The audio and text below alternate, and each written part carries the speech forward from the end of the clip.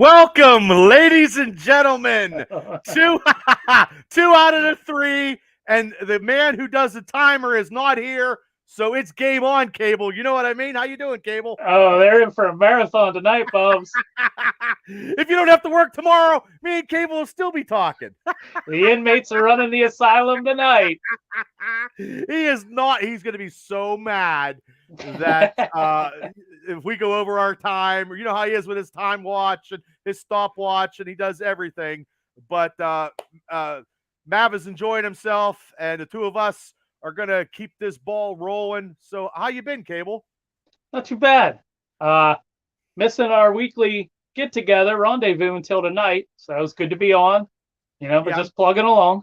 I'm glad you could make it because you know me, I have a lot to talk about, and I can't. It's like therapy for me. Yeah, same here.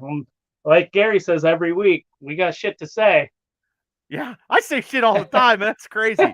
But you know what happened this week to me? I had a big ass tree fall in my house, and we were talking before, and I put it on my TikTok because now I'm on TikTok, which I don't know why, but I'm trying to do the promote stuff. But my tree falling in the house got the most views I've ever seen in my entire life of anything I did on one replay. So I appreciate everybody in the world that saw my tree go down. It's like a 40-foot tree, so I got to clear that out once the weather gets good. But so now are you going to start cutting down trees around your backyard? I don't know videos? What I'm gonna do. I don't know. I'll be like Paul Bunyan, I guess. Now that's not the same tree that you keep knocking your head off of every time you mow, is it? No, of course not. I got the other trees, but So well, anyway, what can we do? What we haven't talked about in a while, and it's a sore subject for some of us all the time. Mm-hmm. WWE just had their lovely Elimination Chamber. Yeah. And we were all big. Hey, Shane, how you doing? We were all big. I still like WWE. You two are a little bit sour on that. Yeah, I don't keep up with the product other than their pay-per-views. I keep the Peacock app going. Like Gary, he turned his off. Which, I mean, there's good content on there that's not WWE. Right, but, if you're not using it, you're not using it. And so I keep mine on, and I'll watch the NXT takeovers and the WWE pay-per-views. But that's it. Now, part of that is because I don't have cable. Right. And so I can't watch Raw and NXT, but I can watch SmackDown, and I don't watch that. So, actually, SmackDown is probably the best out of them shows right now. It was for a while, and then it just wasn't doing enough to keep me invested, even though it was the best. You know why I kind of watch it? Because it has Pat McAfee. He's great. He's awesome. Yeah. And actually, speaking of Pat McAfee, I don't know if you knew this, but his show Thursday, guess who his guest is going to be? Vince. Yeah. That's crazy, man. Well, there's rumors going around that that's supposed to lead to a WrestleMania angle somehow. Well, everybody watches the Pat McAfee show either live or later on. I watch it later on because, of course, I got to work. But yeah. And I seen Adam Cole was like, "Hey, bring me on." So he was trying to do something. Yeah. So, well, they had that before when he was in NXT. Mm-hmm. They had a feud, and he was on the show, and they had a work going on where he blew up on the show and you're right. Freaked out on McAfee, and that led to the War Games and all that. And yeah, well, it was a part of. It was a one-on-one match where he was getting trained by Rip Rodgers, and McAfee bought a ring to train. And that match that he had, his first match ever, he was doing shit that I never ever could do with all the years that I've done. Yeah, so, he's him. Yeah, kudos. I mean, awesome guy. He was got to be the coolest punter that ever existed in the NFL. I wish he was a Steeler. I really do. I mean, he's from Pittsburgh. Right, he's a hometown boy for us. And then he's got this great podcasting show, or great show, which not he was, I don't want to say late to the party, but he wasn't a pioneer by any means, like some of the guys that have been doing it 15 years. But he got in a little bit earlier than right before podcast really blew up. And then, he's peaking, he's making all this money. Now he's a commentator for SmackDown. He was for NXT. Yeah, he's a huge brand in the world right now. And good Yeah, for him. the McAfee brand is a brand that I would love the three of us, to have some kind of something. I would take a small one piece of that pie, because that video when he got that big thing through FanDuel or whatever he got, and he gave all that money. That video was phenomenal. I watched it 3 times actually, because it's very it's inspirational. Yeah, I watched it a couple times too. So, but anyway, that'll be Thursday. And how did you watch the pay-per-view? Yeah, I did. I watched all of it except even though it was in the middle of the daytime, I fell asleep during the men's Elimination Chamber match and missed it. Well, you didn't miss, it wasn't the best match of the card. That's what I heard. I saw, the whole Lashley thing on social media later on. So, I know what happened and everything. Right. But, yeah. I mean, they only had it wasn't good. Yeah, no, it was not. And that's the thing with where the product's at right now. Like Gary's fed up enough to just cancel his Peacock and not watch. He hates it, man. He does, yeah. Greg, how you doing? Great to see you, Greg. Too, Greg. I'm just at a point where I don't care. Like, so I'm watching. I got Peacock. I'm watching other stuff. But like last weekend, I marathoned the whole season 2 of Ruthless Aggression documentary. Like it's not that I hate wrestling or anything. Right. It's just I don't care. So like when Brock Lesnar comes back and he's champ and they bring Goldberg back, I don't care. Like, it doesn't make me mad. It doesn't do anything to me. I just don't care. I think with the Goldberg thing going to Saudi Arabia is the Prince likes these old school guys from where I read. So, and he's the last of the pioneer of the old school guys, because a lot of guys can't get in the ring anymore. So they got to get I mean, he almost killed Undertaker at one of the Saudi events. Yeah, and that match with him and Roman, and I can't believe pointless. It was bad, and they made Roman over. And him choking out. I did like that. I was surprised by that. I was like, what the? Oh my God, fucking Goldberg got choked the fuck out. Like, it's just that's one of the things I'll give WWE kudos for, is them sticking with this Roman Reigns program. I mean, what, like 500 days now? He's been champ. Some days, 500 some days in the modern era. I give him credit. He's the 4th longest reigning champ. Like single reigning behind, I believe so. Yeah. Bruno, Hogan, and Pedro. Yeah. So good for them. That's awesome to see that in modern era wrestling. Yeah. Where you're not trying to change the title every couple weeks just to get people invested and stuff. Yeah, that's cool. But see, I like him because he wasn't being forced as a heel down my throat. Yeah. You know what I mean? When he was being forced down my throat when he was a face, I couldn't get into it. Same as Cena. Like I have more love for John Cena right now than anything that I possibly can imagine with his Peacemaker stuff. Like, I got a story about that for we revolve around to that. Okay. I got a good Peacemaker story for you. Okay, but I just feel that I'm good with him being the head of the table, and then eventually with him against The Rock. Eventually, that is a storyline that's going to be long.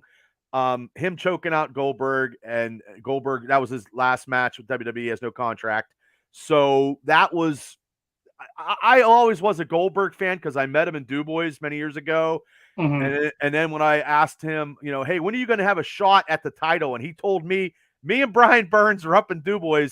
And he goes, look, man, you didn't hear. He goes, I'm going against Hogan. And that's when he beat Hogan. Yeah. I'm like, holy shit. Yeah. So, I mean, I got a picture of Polaroid.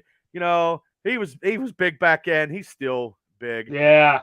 I was a huge mark for Goldberg as a kid, and I got into wrestling at maybe just the right time, but I just missed out on some stuff. Like when I watched it when I was little, like my parents had it on or whatever. Right. But when I started watching it on my own as a kid, I right after WrestleMania 14 was when I started watching it.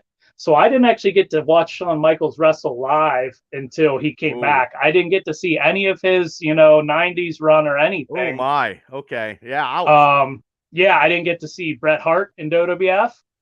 So many things I didn't get to see. So I guess when you're old like me, you get to see a lot more. Well, Gary saw it. Gary was watching it for years before I was, but that was just, finally hit that point where it was, it reached out and grabbed me as a non-wrestling fan at that point because it was in the zeitgeist. It was huge. It was everywhere, at that time. And it sucked me in, and then I was hooked. But then I started watching the other promotions eventually. So I didn't start watching WCW until I think the first pay-per-view I watched was World War III, where they used to do the 3-ring battle royal. Yeah, I remember that. And that was either October or November of '98. So I only got to watch like a month or two of Goldberg's streak before they did the taser job at Starrcade and screwed him. So I didn't even get to see the build-up for Goldberg. I didn't, the best part of his run. But I still loved him, even though. Yeah. Well, that's now it's, I just think he should go and do other stuff now. Like, he reminds me of Brett Favre playing with, playing after Minnesota, and I think he played with the Jets, right? Didn't he play for the Jets? So, that's what I mean. I don't want to remember that shit. Like, well, that's how I think Undertaker and Ric Flair did the same thing on it. I think Undertaker stuck around for too long. Yeah. Well, yeah. But it's not as bad as Goldberg, but I don't think it did him any help for his legacy. Still a draw. And then Flair, I mean, I listen to his podcasts, and he still talks, and he that life is a double-ended sword, Yeah, that's so ingrained in him from doing that from so long ago. He's never going to change. Yeah, he is what he is. But so what matches? Now, we could go off real quick and we can jump to other topics, because that's what we're going to do here, because we're under the time. Are we? I don't hear any time. I don't hear no time either. But that first match was The Miz versus Rey Mysterio, and then Rey beats The Miz. That was a pre-match. I didn't really. It was what it was. Grab your popcorn. I respect both guys and everything. Sure. But you watch one Miz match, you've seen them all. He doesn't do anything that he did with me when he had Flair, and he was doing that stuff, and he was trying to be, the man kind of that kind of. Well, him and his wife though, that they're a dynamic, good package. That dynamic is very good. Yeah, it blows my mind how Maurice can come in after being away for so long, and she just does everything perfect that she needs to do. Well, she's good. Yeah, their match at Royal Rumble was great. I mean, the match itself wasn't great, but the character work and everything. Like, I think she looks better now than she did when she first came in. But that's another topic. Yeah, that's a topic off topic. But yeah, hey, Craig, Roman does work better as a heel.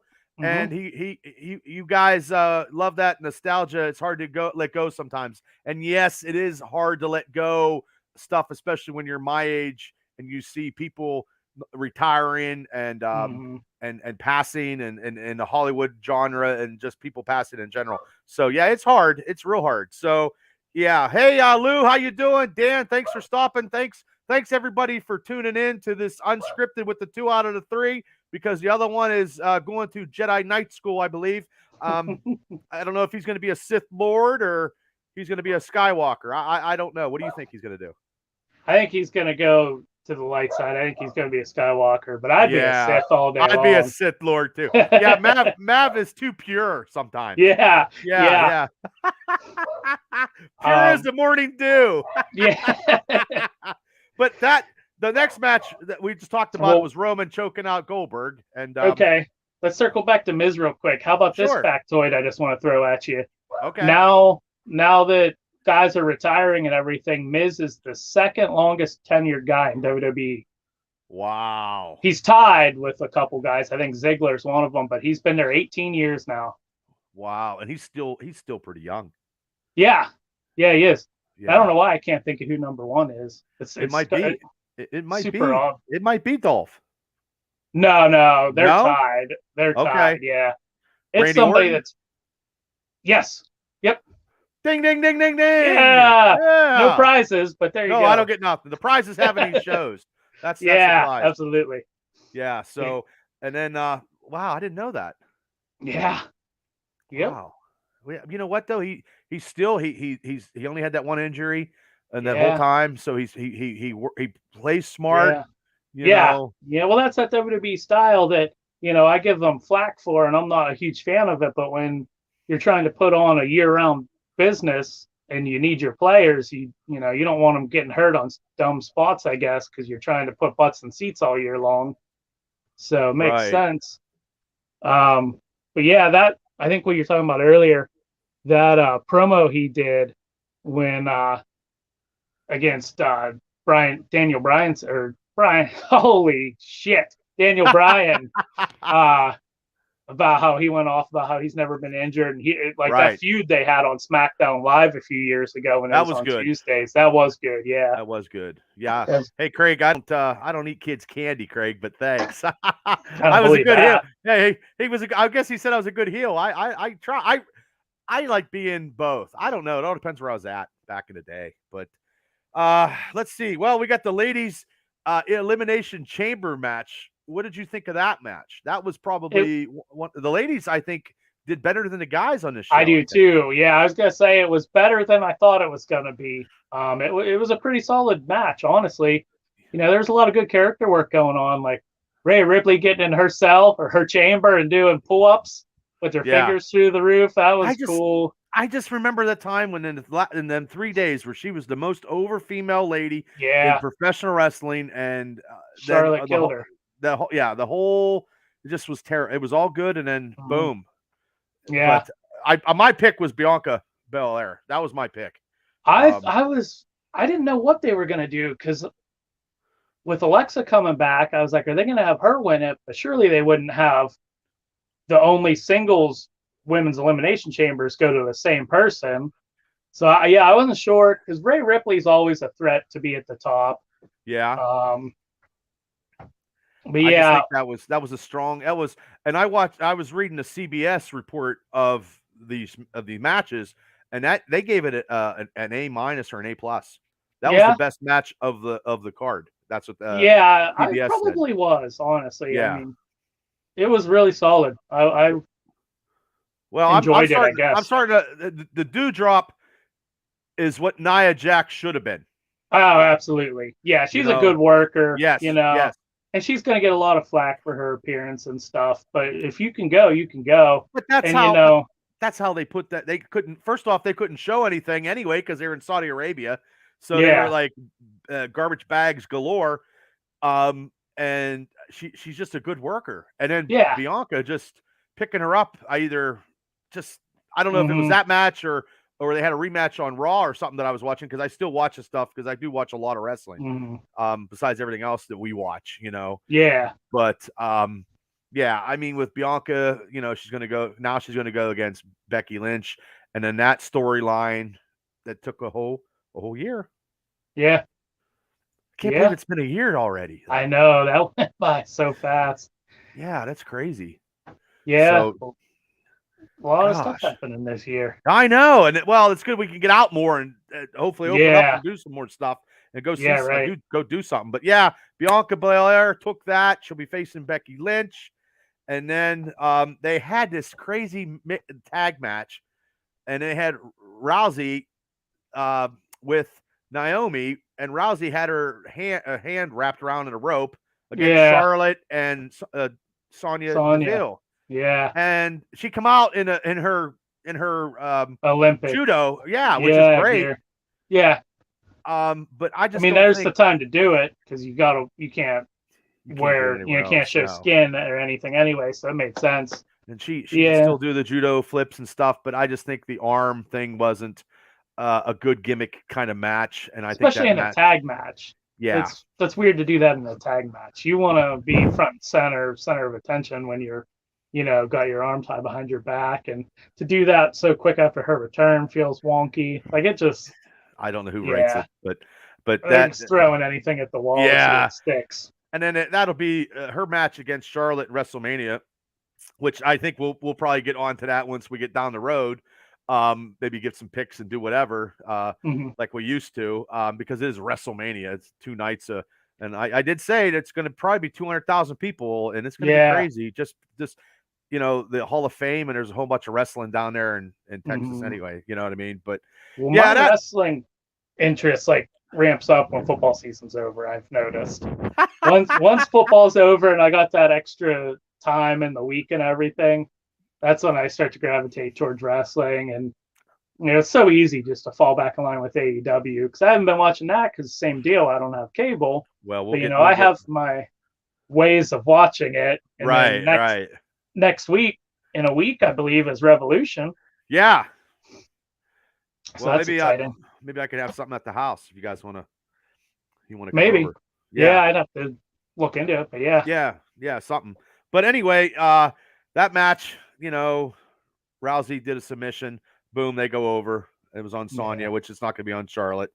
Yeah. And then they had this Drew McIntyre and this Madcap Moss, who came from NXT, the ex-NFL football player, who damn near broke his neck. Yeah, apparently he's got a rubber neck, I guess. Yeah. That was brutal, man. Yeah, I thought he was done. Done. Yeah, same here, especially for how big he is. That's one thing when you get like cruiserweight doing that or something, but his whole mass of humanity landed right on top of his head. Yeah, now he's playing the gimmick like he wrestled Drew last night in SmackDown, and he's holding his neck now. So it's now part of his gimmick. But man, that was close. I'm not a big fan of Corbin and him. I am a big. I liked fan when of he was Drew. Depressed. Yeah, I did like that. That was funny. That was actually entertaining. Yeah. But yeah, I'm not either. That match didn't do much for me. Like I said before, I'm not a big Drew McIntyre fan. He impresses me. I respect him like I respect anybody that does it. But I'm just not into the big powerhouse. You guys like the technical guys, which I do. Gary likes Drew. Gary's a big fan of Drew, I believe. Is he? Yeah. Oh, yeah, I'm pretty sure he is. Okay. But just his, I don't know, the sword. I don't know. You could kill somebody. You don't even need to wrestle. You could just hack their arm off. Like, he thinks he's, Monty Python in the Holy Grail. Braveheart, William Wallace. Yeah. Hey, sir, cutting off. I don't know. It's crazy. It's not as bad as face Roman Reigns back in the day, but that's the vibes I get from it. Is that like it's just they're forcing it, and I'm not. It's just not for me. Right. I understand. And then they had the Raw Ladies Championship match. They had Becky Lynch defending her title against Lita, which hey, Lita looked good. I thought that was a really good match.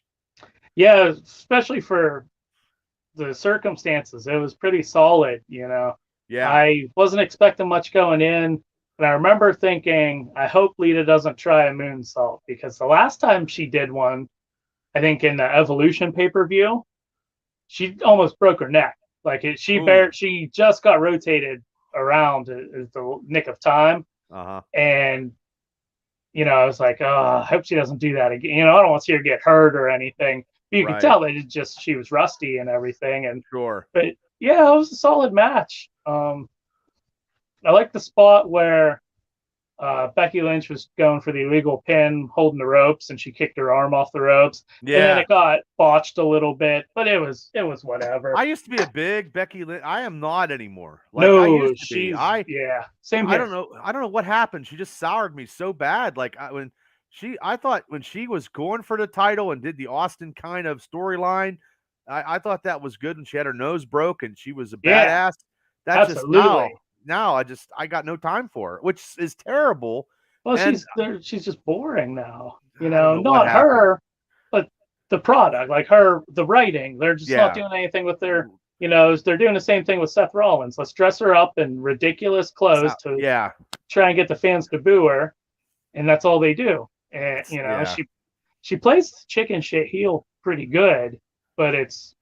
Yeah, I don't know. Yeah, I'm not big on her now either. I'm hoping Bayley comes back sometime. Me too. I'm really missing Bayley. Yeah, and then Sasha. She was good as a heel, and she was one of those heels. Like the whole deal during the Thunderdome era.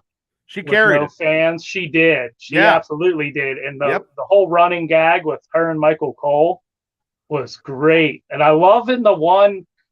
It was a Hell in a Cell match. I think it was against Sasha. She was trying to set up kendo sticks from across the ring apron to the cell. And it was the second time she tried it. She tried it the year before or whatever. And Michael Cole said that because it's so quiet, she can hear him. And she screamed something like, we all know that, or we remember Michael Cole or something like that. And, yeah, but yeah, her character work has been phenomenal ever since she cut the hair.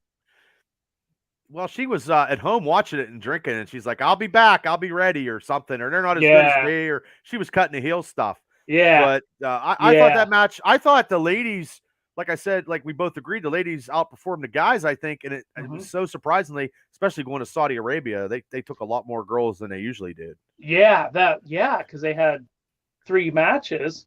Yeah, you know, where that's usually it's only one-on-one match. Yeah. And maybe that's part of it. Maybe they wanted to, they were really motivated to go out there and put on a good show because of where they were at. Yeah, because the prince is the one that makes the demands on what he wants, and if he doesn't want that stuff, you can't go over his head and say, "Hey, we're gonna put this in here." He'd be like, "Hey, fuck you guys, this shit's shut down. I'm taking $50 million out of the till," because he pays like $200 million for this stuff. Yeah. So, which is crazy. They did their actual brand Elimination Chamber pay-per-view in Saudi instead of just calling it Crown Jewel again or whatever. Yeah, I don't know why, and I don't like when they do pay-per-views before WrestleMania, but they have to finish some stuff. But I wish they would get stuff situated in the storylines on TV to jack their ratings up. I don't know, just do that. You don't need a pay-per-view before Mania, because we're all going to be mania'd out that weekend, I'm sure. So, yeah. And then that match that didn't even take place was the Usos versus the Viking Raiders, and that was bullshit. Like, yeah, I don't know what the point of that was. I don't know if that was a time thing or if they knew they were going to do it. I bet you it was a time thing. I bet you. So they went over there for nothing. They went over there for nothing. Like fly over, can't compete. You know, and then we have the main event was the Elimination Chamber. And I know you guys don't like Brock. I thought when Austin Theory went through that, I thought when I saw it, Lashley was really, really fucked up. Yeah. I thought his leg but I didn't know he was hurt before with shoulder injury. I did not know that. But I tell you what, he played it very good, man. And I'm like, holy shit, I think his leg, is something's wrong with his ankle. I'm like, oh man, because I like Lashley. I do too. Man, I was like, son of a bitch. I was happy when he won the title again at Royal Rumble. That's cool. 2-time champ is. I like the Hurt Business. I like that whole deal. I was actually bummed when the Hurt Business broke up. But they should have never did that. Yeah. Vince doesn't like teams, and I don't know why Vince. Well, stables and stuff. Yeah, why does Vince do anything? Vince I don't know, but I mean, and then like, I don't know, and I picked AJ. Yeah, I was leaning towards that too. But then I figured Brock's gonna win. You know what I mean? Because what's the point of him winning the Rumble then? Because that's. But I guess he wins that title didn't matter because he could still use his Rumble spot to pick Reigns like he did. So yeah, I guess it does. In theory, it still works. But I thought he'd get screwed over, and then AJ would win because they would do something because they have time before Mania to set the Roman and Brock match up. But but what do I know? I just work for a living and do podcasting. Well, yeah. I mean, maybe that wasn't the plan before they, because we don't know when they realized Lashley was going to have to get surgery. He got hurt at Rumble, from what I understand. And, this going into Elimination Chamber, that was the plan the whole time, was to do an injury angle. They didn't want him to take a single bump that night because of how bad his shoulder is. Yeah. But I don't know when in that timeline they found out he wasn't going to be able to go. So maybe Lesnar wouldn't have got the title at Elimination Chamber. Yeah. I mean, I don't see them not doing Lesnar versus Reigns at WrestleMania. That'll be one main event, and then Charlotte and Rousey will be the other. Yeah. I don't know which night is which. I don't know. I would guess Reigns and Lesnar will be Sunday night 2. But that's hard to say.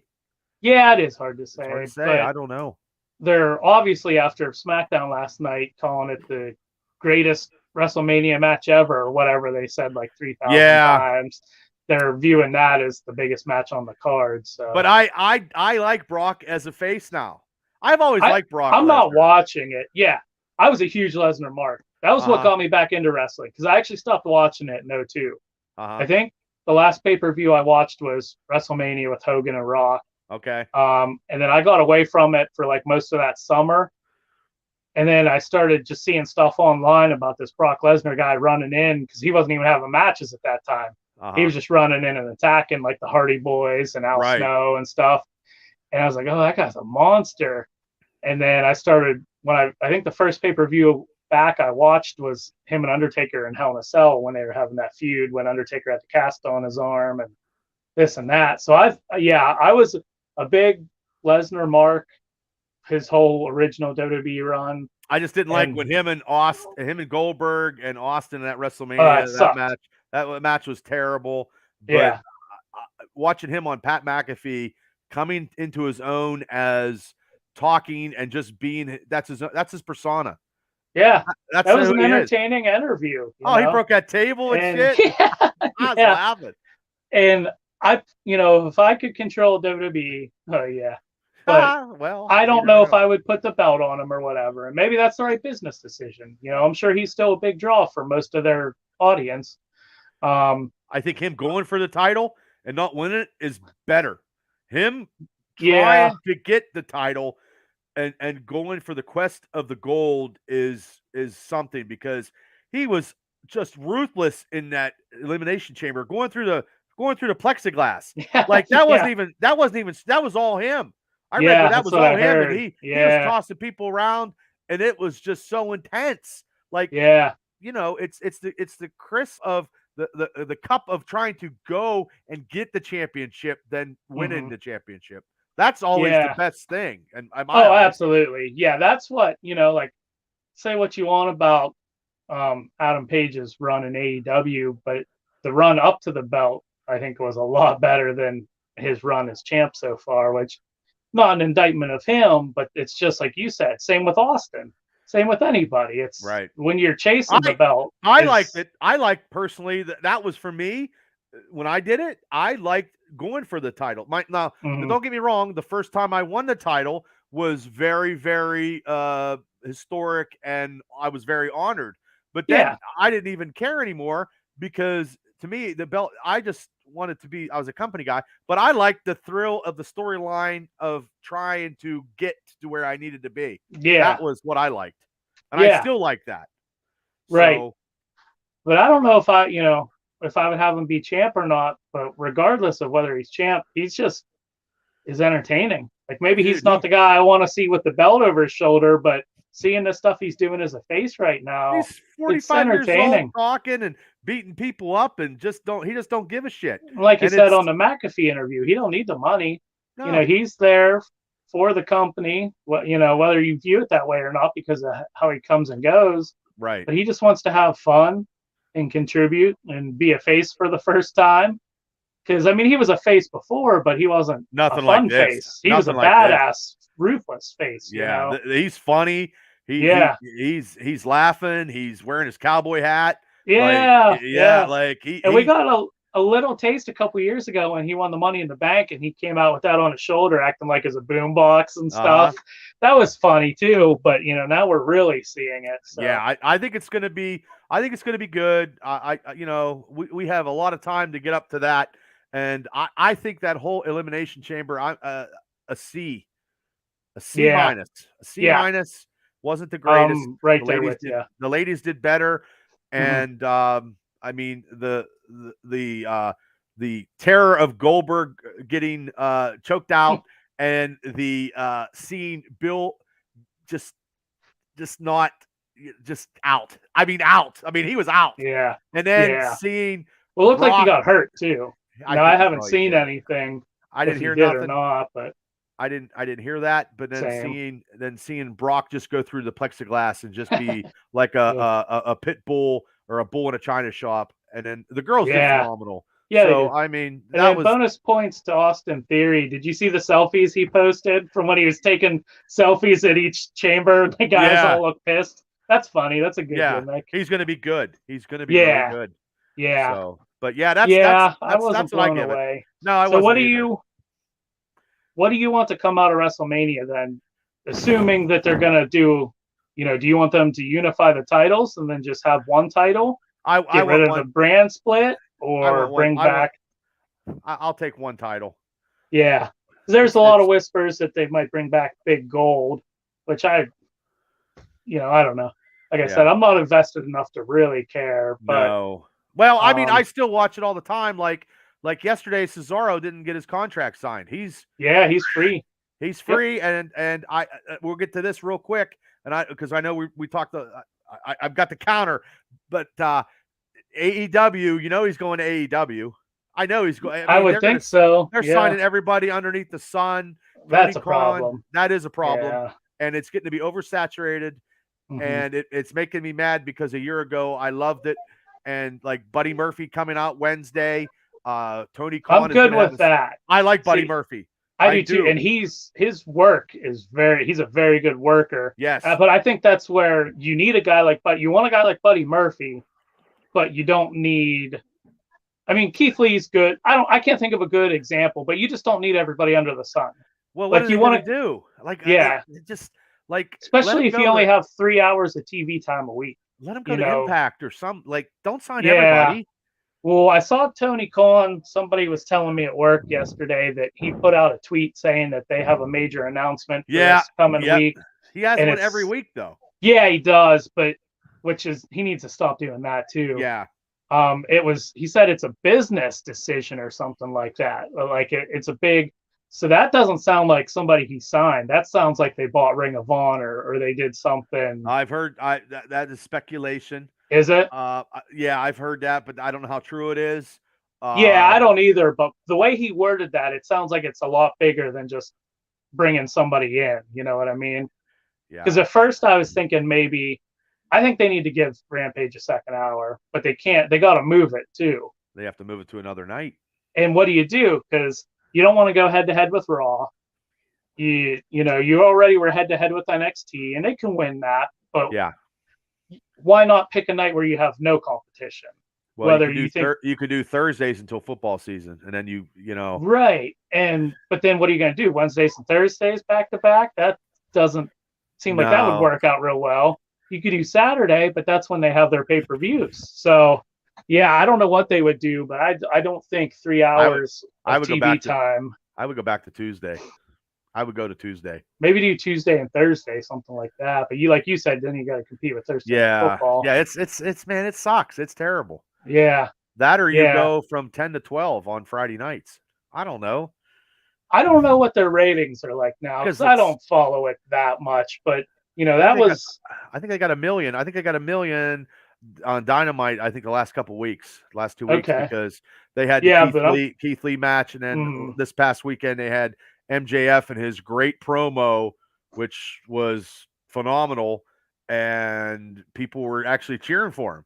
So, well, I'm curious to see what the Rampage ratings are, because Friday night at 10 o'clock, that's tough. Maybe you could do 9 to 11.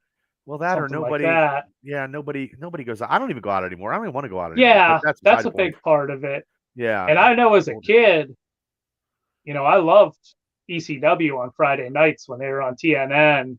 Right. I think that was from 9 to 10 or 10 to 11, something like that. I used to have that on in the bar. Yeah. Well, I remember before they had the TNN deal, they had ECW on Saturday nights on like local programming, but sometimes it wasn't even on. Like they would get bumped or whatever. Yeah. And that used to make me so mad. Same thing happened with TNA when they first started doing a weekly show. Wednesday nights. No, this was when they actually had a TV show. They were on like FSN or something like that. Yeah. It was like a Friday afternoon. Yeah. And they would get bumped also. Thoughts on potential match with Stone Cold and Owens at Mania? I don't know, Dan.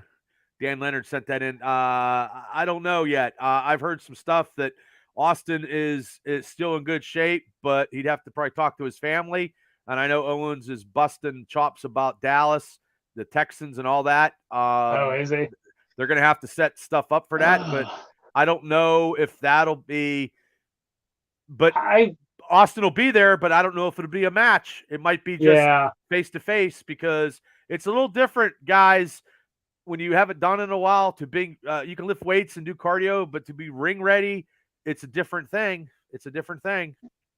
Yeah, and I mean, I love Austin. If I had to say it, even with his controversy and faults and stuff, if I had to say pick one, my favorite wrestler of all time, it would probably be Stone Cold Steve Austin. He's up high for me. It's always Piper for me, but yeah, I don't know if I want to see him come back, because this is lame, but I'm a stickler, and I always respected that when Austin retired, he truly retired also. Mm-hmm. No, Shawn Michaels came back 2 years ago. He finally broke that. Undertaker came back. Ric Flair did a million times. Like there's been, when you call it, I think you should call it. Yeah. So, I mean, it could be a stone cold opportunity where they just meet face to face and someone gets stunned. If he gives a stunner to somebody, it's still going to get a pop anyway. So it doesn't really matter. Yeah, but Owen started doing the stunner a few years back, so that might have something to do with it too. But I don't know all the matches. We have plenty of time, but and they're going to change them a million times too. Yeah, and we'll talk more next week about AEW. We might know a little bit more, and we'll hopefully see maybe Cesaro popping in because he can go anywhere at any time. He doesn't have a no compete, right? No, and that is a guy who should have been a world champion and got my support, and hopefully we see him very sooner than later.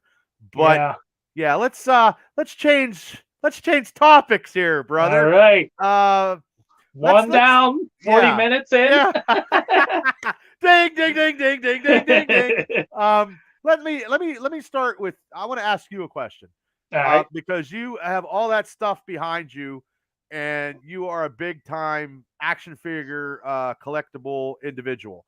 And just based on knowing you, and I'm friends with you and doing this, I got a little bit back into this hobby.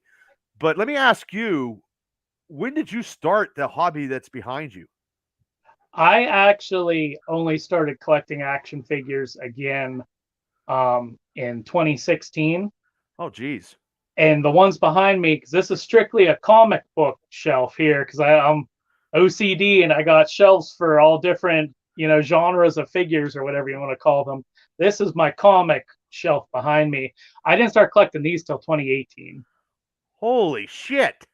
Yeah. Holy hell. So what other genres do you have besides those are all Marvel, correct? No DC? Yes. Right. I have no DC figures except one Batman figure I got for Secret Santa at last year's Christmas at my work. But behind me is my Marvel Comics shelf.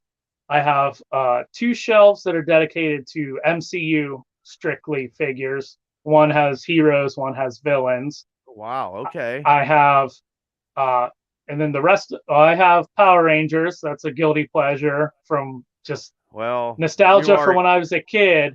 I'm a year younger than you. You're older than me. Yeah, so you get it. Yeah. Yeah. I only collect the ones from the first couple seasons, when I actually watched it, because I didn't stay a fan of that for long. But the figures are so collectible. Like, there's this, I talked about it on our last Unscripted. There's a good show on Netflix called The Toys That Made Us, and a buzzword that they use in the toy world is toyetic, where something has a look that is like perfect for action figures. And like all the colors and stuff that come with Power Rangers, they just make for perfect figures. So I collect a couple of those, and then I have my wrestling collection. And my wrestling shelves. Yeah, I was going to get, How many shelves do you have of wrestling? I have 1, 2, 3, 4.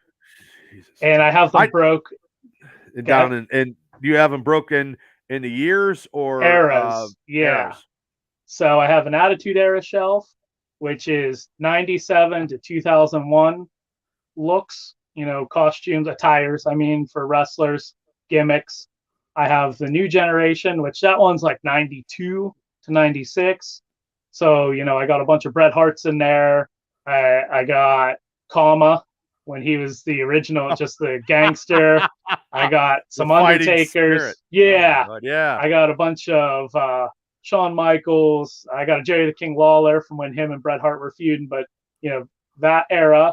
I have what they dub the Golden Era, which is from WrestleMania 1 to like 91, wherever the new generation starts. Okay. That one's actually in this room with me, but do you have them in the boxes, or do you have these are all loose? Yeah. Okay, so you don't like them in the boxes. I don't, because I like to eventually, before I had this huge collection, I had more shelf space. I would actually, do toy photography and I know I've seen people do that. That's awesome. Yeah. Yeah. Or just do poses and stuff, put like we were talking about off the air when we were in pre-production. Yeah. We'll break out the buzzwords there.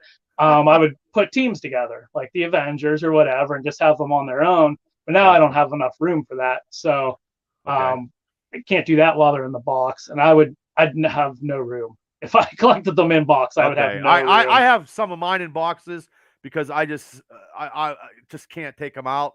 But now since I've got the new Marvel Legends, I'm probably going to, because I got some loose figures on eBay, and I'm probably going to open some stuff, and I want to do some stuff with the teams that we talked about off the set when we were in production. But I also got like the FTR. I got my only AEW figures I got because I don't think I was going to see them around, so I just picked them up. But I know this hobby is, do you get stressed out when you can't find something? Okay. I get stressed out with, and I don't know, how you're gonna tackle this, but like I've said, I think a few times now, I have, like a borderline OCD, and I do too. It's to the point where I have an entire list of all the figures I want, and then every time they reveal, how many pages you got? Well, I have a separate one for each collection too. I have notes. I got their notes in my phone. Then I also make Excel spreadsheets. So yeah, it's ridiculous. Wow. And they got pictures to go along with them and everything. And it's just part of the hobby for me.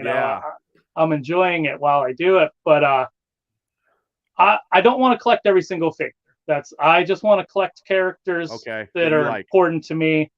Other than the MCU. The MCU, I try to get almost every figure, that's out there. The MCU with the movie lineup? Yeah. You get, okay. Yeah. But like wrestling and the comics, I only want to get figures that are characters, like when I first got into the comics, it was Spider-Man and X-Men. Because those were the big ones when I was a kid. Well, and the animated stuff. Right. They have the Jim Lee designs and everything. The Jim Lee Cyclops goes for a pretty penny now. Well, the Jim Lee Cyclops, when he drew it, was actually, when Jim Lee drew that team, that was phenomenal. So. Yeah, right. But I do, I have my list of whatever I want to get, and I got into all of them late. Like the current iteration of Marvel comic figures I collect, like with the new scaling and articulation and stuff, they started rolling that out in 2014.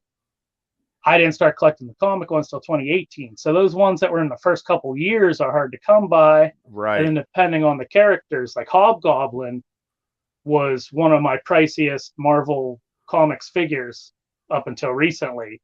They only had one release of it at the time, and it was a couple years behind when I bought it. And Spider-Man characters go crazy, X-Men characters, now Avengers. And it's just this weird ebb and flow that goes with comics or with action figure collecting. And you got to hit, at the right time and stuff. Well, I don't make it easy. You don't have I have the first Legend series. Like I have the first Legend series back in the bigger stuff. That's when I used to go to Walmart and I would buy them up. And at that time, Goliath was the big thing to find, which I don't have. Yeah. I've always been an Ant-Man, and I like Hank Pym. But I never took them out of the box. But I have given some of those older figures to my nephews. But I mean, it is what it is.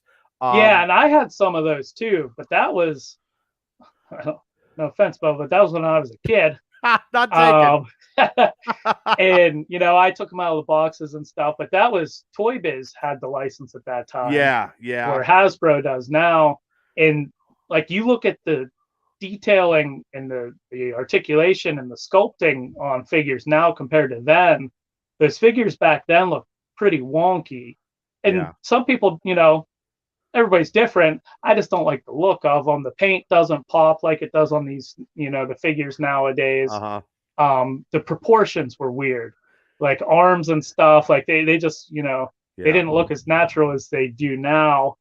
And that's a big thing I've noticed online and stuff when they announce new figures, and they'll announce a figure that they had made, Toy Biz had made, especially really close to when Hasbro bought the license. They had kind of fixed some of their tooling and stuff. And people are like, why are we getting another one of these? Well, it's for people like me that weren't collecting back then, but also I don't like the articulation of those. So I want an updated one, like the US Agent.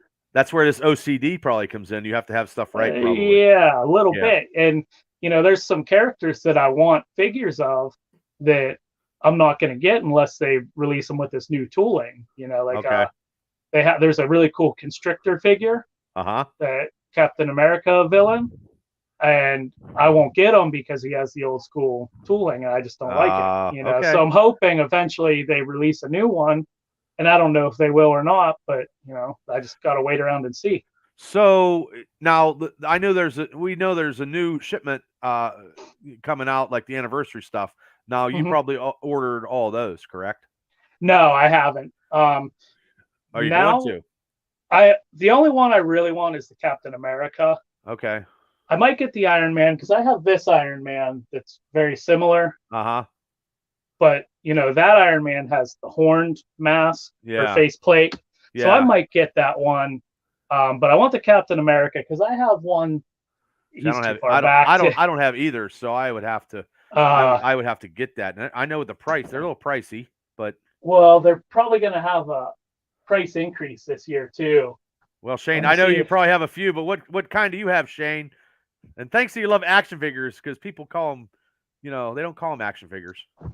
Here's my Captain America, which it's a good Captain America. It is, but I don't know if it's going to pick it up in the camera. Oh no, his like chainmail or not chain, whatever you call it, it's just drawn on. Oh, okay. Whereas the one that's coming out, it's actually sculpted and you can see it. So it's just a tiny thing. It's not a huge deal, but with all the accessories that 20th anniversary one comes with, I'm going to pick it up. Right. Yeah, I think I'm going to get that too. and I'll probably get all three because, like I said, I want to start some teams, but my first team is going to be the West Coast Avengers. Yeah. And I do like Alpha Flight, and that Alpha Flight you did on your unboxing, that was phenomenal. I mean, and you it's a great set. Yeah, and you have done stuff on the experience with your Cables unboxing with the showcase, like that's good stuff. And I see, you did I appreciate that. Yeah, you did the wrestling stuff, and tell everybody, what you did with, and you tagged it and stuff like that. Well, I ordered.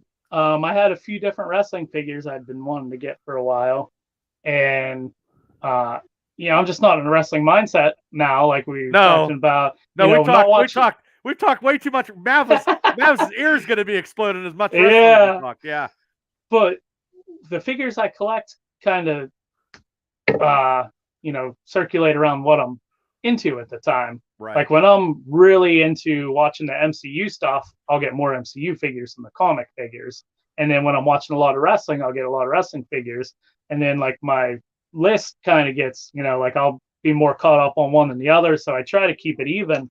But I haven't bought wrestling figures in a while. And another reason, I say it in my video, they don't make a lot of wrestling. I don't like modern wrestling very much, so I don't get the figures. I want flashbacks to the eras we were talking about. And I have another shelf for Ruthless Aggression, by the way. Well, did you see that they have these new wrestling of the old guys like Magnum TA and Stan Hansen, and they're doing this line of stuff, and I don't know who's doing it. There's a lot of offshoots. There's one company that does like all of the older wrestlers that aren't signed to WWE Legend deals. Like they do Conan from his WCW days, Juventud when he had the mask. Okay. But to, right along with my OCD, it's not the same scale and articulation as my WWE elite figures, so I won't get them. Okay. And some of them just don't look like very good figures anyway. I understand. But I got this wrestling. I finally did an order for wrestling figures, and I just bought them all from Ringside Collectibles. Because another reason, like you asked about, that I get loose figures is sometimes it's just cheaper. People sell them cheaper loose. But that doesn't, I can't do unboxing videos if I'm buying them loose. So I bought a shipment of figures from Ringside Collectibles, did an unboxing, tagged them in it. Ringside Collectibles, shout out to them. They have an awesome social media team. They retweeted my tweet for the unboxing, and it got that's like awesome. 3,000 views. Yeah, that's awesome. That's God bless cool you. that they did that. Yeah. So now I feel the need to order more from their site. Well, do they have any Young Buck figures? Yes, they do. They do the AEW. There you go. There you go. I got mine. I'm good. I'm not feeling a big need to collect AEW figures right now. Their figures aren't that great either. I just wanted FTR because I like them. Yeah, that's pretty much it. Why? It's so funny. I ordered them the same day you found them in the store, and they finally came in like a week later, and I opened them. I didn't do an unboxing because I don't typically have a lot of good things to say about the AEW figures, and you probably kept yours in the box. I did for now, yes. I usually do. Yeah. Well, Jazzware's the company that does the AEW figures. They use like a softer plastic for the joints, so they're easy to bend, and the face scans are really hit and miss. Like, I don't think FTR looks a whole lot like them. No, they don't. Yeah, so I don't know. I'm just not really feeling the AEW figures right now. Feeling the love. Well, yeah. Shane writes he has a lot of G.I. Joe, which I never had any G.I. Joe. I have a Snake Eye statue. I love G.I. Joes in the comics. And he had you have any Transformers? Because he has a Megatron still in a box and a Jetfire. That's awesome. No, I don't have any Transformers. I did, when I was a kid, from my age group, I grew up watching Beast Wars. For many years, I didn't even know Transformers were vehicles because I grew up with them being animals and dinosaurs. Well, I knew they were vehicles because I'm just older than you. Yeah, you're just more worldly than that. That's all. But they actually, at Walmart now and online, obviously, they are reproducing the Beast Wars Transformers from when I was a kid, and it's the identical toys. Like are you picking them up? Are you going to get them? I'm so on the on the fence. Yeah, I want to every other week I'm like, all right, I'm going to finally start buying Ninja Turtles figures. And then do you have Ninja Turtle figures? No, I almost. Wow, okay. I almost pulled the trigger a couple weeks ago. They're really expensive though. Oh, I know. NECA has a really good line of them, but they're Target exclusives. They only sell them at Target. They do the movies from the early '90s, which I love those movies still. Oh, I like the first one. Yeah, and then they do a line that looks exactly like the original animated series, to where it even looks like it's hand drawn. Like they have sketch lines in them to make it look like it's hand drawn, like cell shading and stuff. And they're really cool, but because they're exclusives, they just shoot up. And then they started putting them out a few years ago. A little pricey, yeah. It's like $80 for. Yeah, you're gonna have to get. Well, you probably got to get a part-time job and another job just to get all the figures. Because I mean, let me ask you a question though. Do you ever see yourself not doing this hobby? No. What my end game is, after hopefully we move and I get this big room, because right now I'm just, if you were to look close at the shelf behind me, it's a disaster. Well, it looks good. You can't even. I see.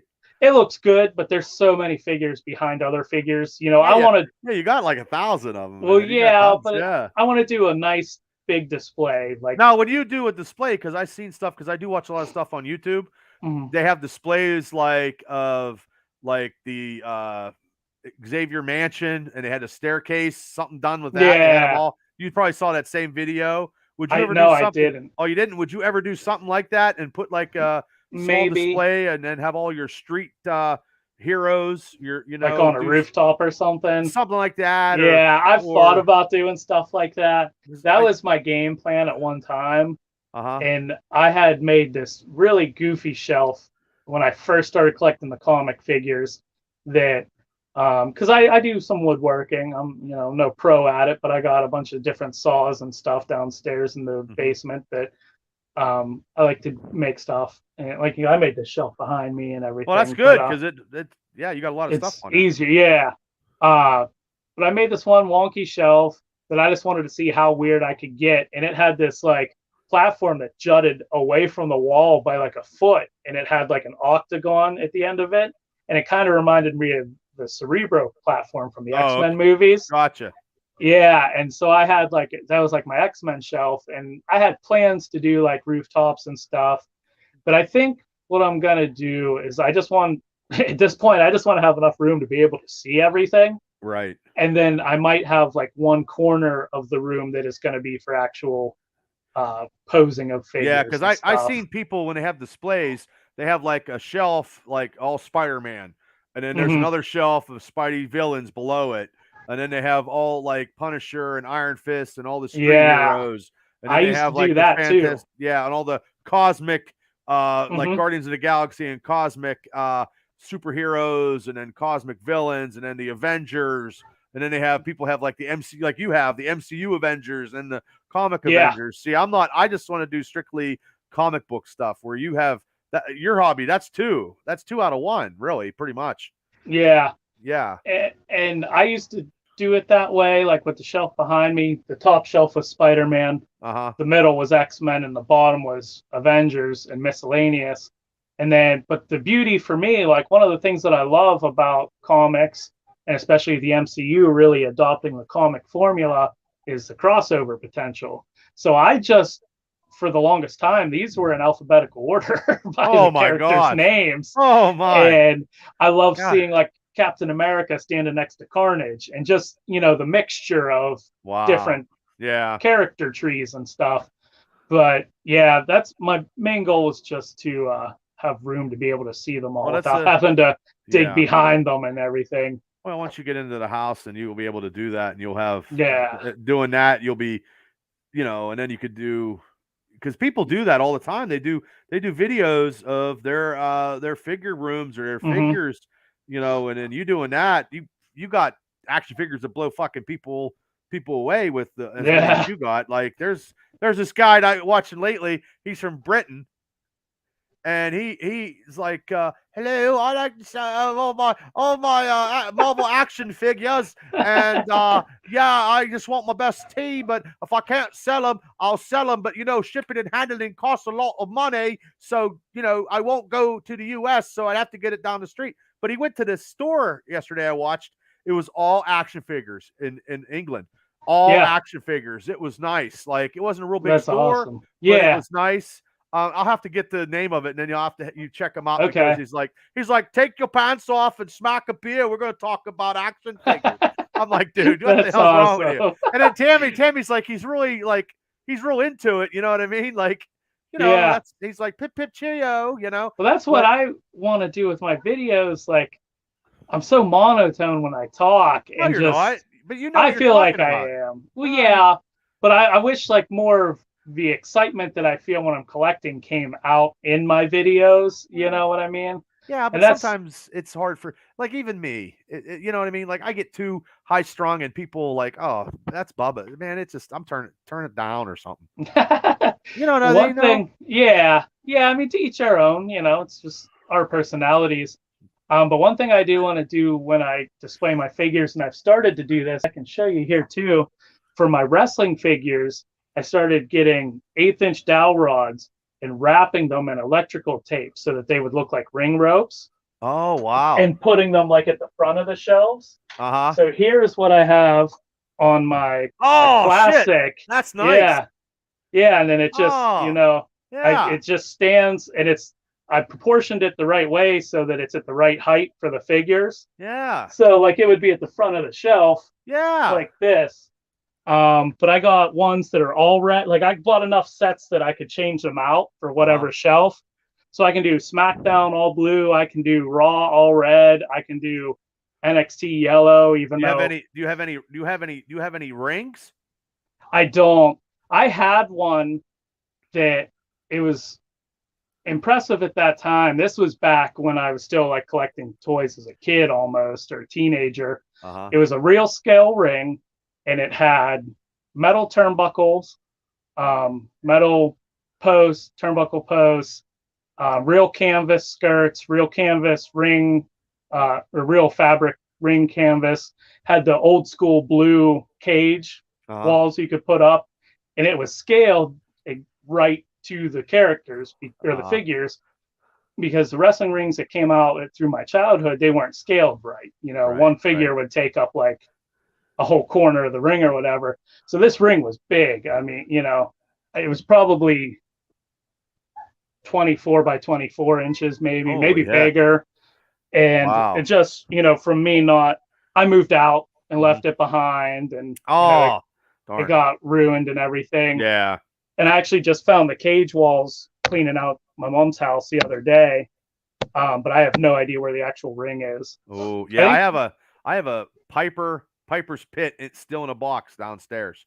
Oh, that's awesome. When's that from? The only Piper's Pit that the only thing that he ever had. Well, I don't know what year, but it's in a box. I never took it out of the box. From like before, like it's not a new or no, it's an old one. I bought it at Cash and Cultures probably. That's a cool store. 15, 20 years ago, maybe. Yeah. I bought it for $15. It wasn't okay. I wasn't, but it was boom. I got it. Yeah. So that's the only thing I have, and I have it in a box because I have mine downstairs. Like I don't have them ripped open like you do. I do have some. I have the some Hasbro ones up here. I do have some loose figures on my shelf in my studio here. And I have a lot of those pop figures too. I collect those too. Like, I'm like, my God, I'm a fucking, I don't know. Well, that's how I am. I have a collector's mentality. Yeah. And that's why figures feed into that so much. That's because I'm always collecting something. It used to be Blu-rays. You know, I was collecting like this whole collection of Blu-rays. Yeah. And then before I got into full-blown action figures, I was collecting these miniatures. They're actually for a tabletop game called Hero Clicks. Okay. And I had a big shelf of Marvel and DC of those because they were so cheap. Like there was a secondhand online store that sell them for like $0.25 a pop. So for $10, you know, you get a big box of them. Yeah. And then that what is that? Next Dimensions? What's that comic book store? New Dimensions.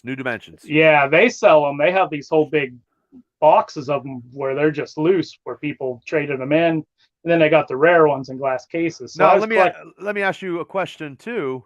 Do you have any comic statues? Do you have any statues? No. Okay, I have a few of them, but also let me ask you, because you're a New England Patriots fan, do you have any McFarlane figures?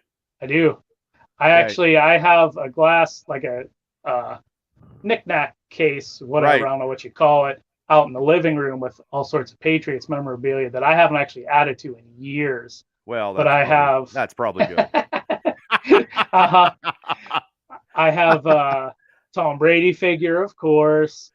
I have out of the boxes, correct? All out of the boxes? Oh my, okay. A Gronk figure. I think I have a Wes Welker figure. Wow. Like at one time I was going to get every Patriot that McFarlane made. Right. And I got away from it. Oh, you did? I don't get all the Steelers like Kendra Bell and Le'Veon Bell, and I don't have an Antonio Brown. Once they're not a Steeler, I don't want fucking nothing to do with them. So but I keep mine in they're still in the plastic, and they're up downstairs. Okay. I have them up high. You know, so. Well, they had one box set that was amazing. I used to look at it every time I would walk into what's the comic shop here in Indiana? Comics, cards. Yeah. Great. That's where I go all the time. Yeah, it's an awesome store. When it was up beside McDonald's, right, I used to go in there all the time. And McFarlane put out this one box set. It was Peyton Manning, Ben Roethlisberger, and Tom Brady. It was like the big three out of the AFC. Right. And it was the only time they ever made Tom Brady in their red throwback jersey. And I always wanted to get that, and I never did. And now, because it's like you said, the turnover in football is so crazy. What's the point? You know, they don't have a lot of those figures. I about a year ago or a year and a half ago, and I was looking for the Roberto Clemente and Stargell for many, many years at that store. For many years, even when they were up at McDonald's, it was still up there. And I pulled the trigger, and I got the Stargell and the Clemente downstairs. So yeah, I got that, but I haven't. I was looking for a TJ Watt. I got Big Ben, of course, but yeah, that's. I don't take them out, and they have some good stuff, and it's amazing as I look at the comment thing from YouTube that Carlito has posted on our chat. Yeah, if it was the real Carlito, God bless America. Thank you. I spit in the face of people that aren't cool. That's what he wrote. That's what he wrote. Awesome. So hey, you get crazy people all the time. So waiting on a Carlito figure. I thought we were gonna get one when he came back for the Rumble a couple years. Do you? I have an older one, I think. Yeah, I do. Yeah, I did too. I have a lot of WWE figures downstairs, the Legends, and I have older stuff, and I sold a few. I kept the ones that I wanted, like the Road Warriors and stuff. I have them out, and Hogan, and and I think I bought a Drew McIntyre. I think I want a Drew McIntyre. I don't know if I have one, but I got a Foley. But this AEW FTR was the most recent one I got. But I'm not big into wrestling action figures, and I'm not big into McFarlane stuff anymore unless there's a Steeler one I could get real quick. But yeah, see the McFarlane, like you asked me, I'm not into statues. Like I've seen some that are they're expensive and they're like mind-blowing pieces of art. Really, they are. But I want to be able to pose. I want to be able to pose my figures. Yeah, like that's amazing. Yeah, that's not a poser one. Right, and it's McFarlane football isn't either. Those actually, are more. Troy Fritz actually as a gift got me that. Oh really? That's cool. Yeah. When I do his hobby stuff, he would. I don't want him, but he give him. I got a Stark. I got a Ultron. I bought a Spider-Man. I got for Christmas. I don't get a lot of them. I have a lot of I have a couple Hulks out of the but I just don't have a lot of stuff out of the box. But now let me ask you another question before we jump from this topic to something else. Before we're on here 6 hours, do you have any Star Wars action figures? I have a few. Okay. I have a Kylo Ren, Darth Maul, and Darth Vader. Well, hopefully you got to have Vader. Yeah. Yep. I love the dark side. I love the Sith Lords and everything. Yeah, I always like Vader. Star Wars is. I'm hesitant to start collecting because there's so many characters. Yeah. And that's just the way my brain works. Is once I decide I'm all in and I start the collection, I might not want some random bounty hunter that was only in the background of Empire or whatever, but they have enough mainstream characters and big time characters, especially now with Mandalorian and all these TV shows. Well, I got a small Mandalorian figure I bought at it was $15 I got at the comic book store. And I do have some Boba Fett, and I do have a lot of Darth Vader, and I have some of the original stuff in a shoebox from '77 when I was a kid. Yeah, I have the original Boba Fett. But it doesn't. Doesn't shoot. No, that was the proof of purchase that I got. Yeah, people were choking on them, and those are worth a lot of money. Oh, I had the 2001s re-released ones too. I had all those, and then I sold them when I come back from Florida for about $275 because I had to pay my cell phone bill. The Phantom Menace, and I got rid of all them. But I had all that stuff. I had a bunch when they re-released the original trilogy in '97 for the anniversary. Yeah. I had a bunch of figures. That was when I started. And in that group chat, I sent you that picture of the Millennium Falcon I found at my mom's in the attic. God bless you, man. That was from that era. Some fishing stuff and hook it up. That's what I gotta find all the parts to it too, and then Slave One right now. Slave One is $200 at the comic book store. Yeah, like I don't have. That'll be even more. Yeah, once the new name doesn't catch on. Yeah, I don't think it ever will. No, but they're probably gonna stick with it. Yeah. So anyway, I'll talk real quick. Let me talk real quick. I don't. Whatever you want to talk about. No, I don't want to. Well, no. I think the Lego Star Wars are awesome. Yeah, it's very expensive. That's an expensive hobby too, Shane. Yeah. But don't even get me started on Legos. Yeah. But let me. because I wanted to ask your opinion on this individual. Brian Flores, real quick. We just signed. He was your ex-defensive coordinator. You being a Patriots fan, will he bring something to the table being a Steelers coach? I think he will. But I want somebody that had him as a coach. It's tough to say. I'm going to say yes, probably yes. Okay.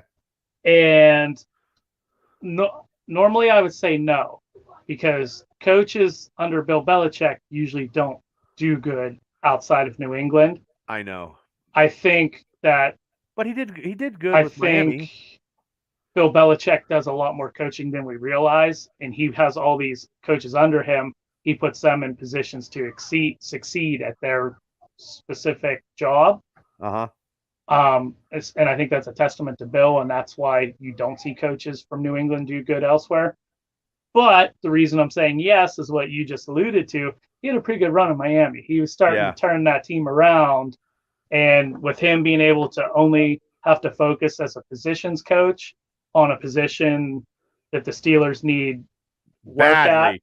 Yeah, I think he's a good pickup. Okay. Well, I just wanted to ask you because I didn't want to get into too much Steelers stuff because this ain't the Brew Crew Steelers review.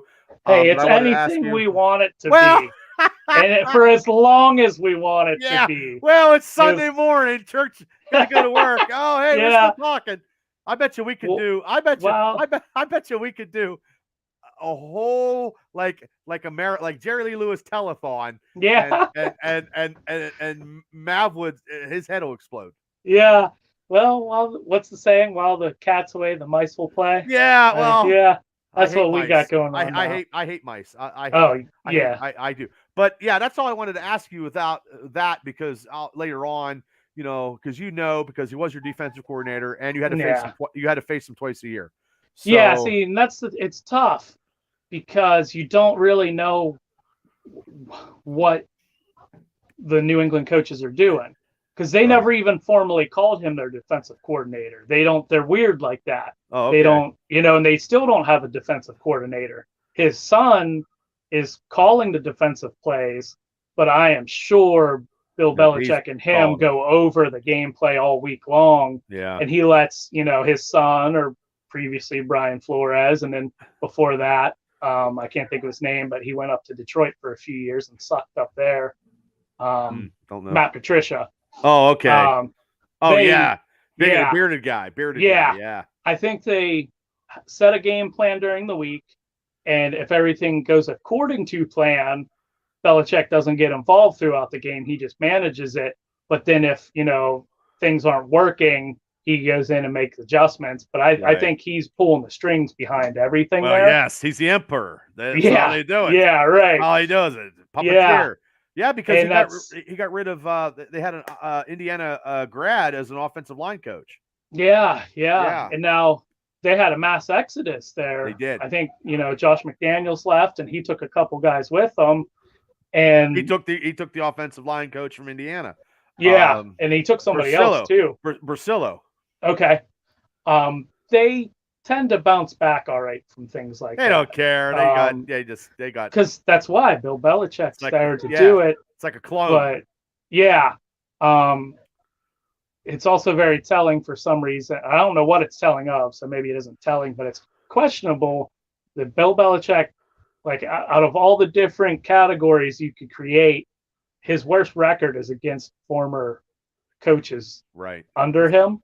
Yeah. And I think, Flores probably has the best record because they don't play good in Miami. So no, they do not. That's another testament to Brian Flores. So. Well, hopefully he'll be something for the Steelers, and then it's going to be game time with this free agency coming, and we'll see. And I'll be all pumped up, and the old lovely quarterback controversy that's been going on in Pittsburgh, and it's been just crazy. And I'll get into that tangent about that, but I think Mason's going to be the quarterback. We're not trading for nobody, and the only one I could see is Garoppolo. That's the only one that I think is feasible. That's who Mav wanted, and he's $25 million.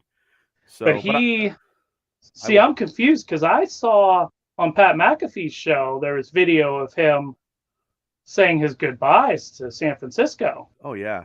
he did a press conference and he said he enjoyed, all the memories at Levi Stadium. Yeah. And then somebody at my work was telling me that they said they don't have plans to trade him.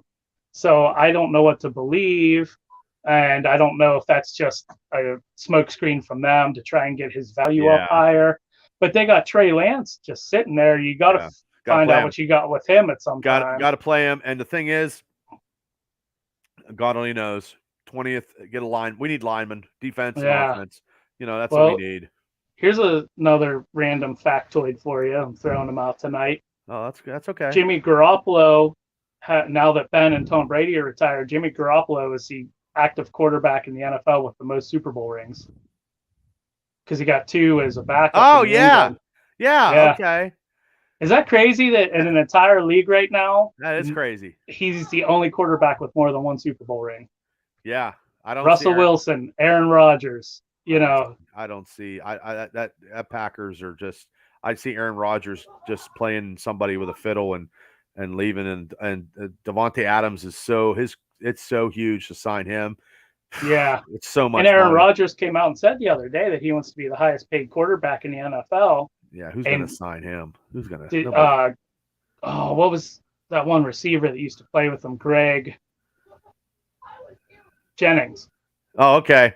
He does. He's on TV. Grant Jennings, commentator and stuff. Yeah, and he called him out for it. And he's like, "That's not the guy I played with. He used to tell me not to be that guy." Now in a year where they need money, because they got free agency, he's saying he wants to be paid, because to be paid the most, he'd have to make like $50 million a year. Yep. Because that contract they gave to Dak last season. And then Devontae right there, man. There's your woo. Yeah. Yeah, you got other things to take care of too. So I'd be surprised if he stayed in. Well, I mean, I'll get ready. Free agency's coming, and I'll get ready, and then I'll be ready to rock and roll, and I'll be cheering on the Pittsburgh Maulers, and I'll be ready to go. And I'll be doing that once I do my Brew Crew Steelers review. But I wanted to talk real quick because you talked about, and I wanted to talk about some stuff I got due to the fact that we had that exciting interview with Kevin Hilger. That was a great interview, and it got me to thinking on buying stuff outside the box of what I usually buy in my comic book hobby, because my hobby is very expensive too, like your hobby is. And now I'm but I got my first Japanese comic book, even though it's Marvel, Deadpool. I haven't read it yet. That's awesome. But I just wanted to put it out there, thanks to Kevin. And then if you want to listen to that interview, go back into our archives and listen to the interview with up-and-coming comic book artist Kevin Hiller. And is that it? Yeah, Hill Hilliker.